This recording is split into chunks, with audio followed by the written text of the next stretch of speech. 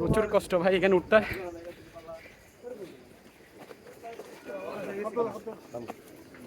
আমরা প্রায় উঠে গেছি, অনেক মানুষ।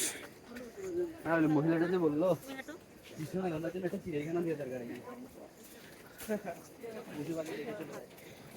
ফ্যামিলি নিয়ে, ফ্রেন্ড নিয়ে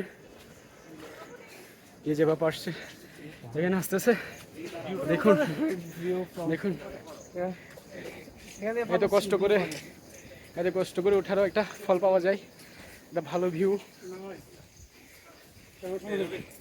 একটা ভালো ভিউ পাওয়া যায় এখান থেকে।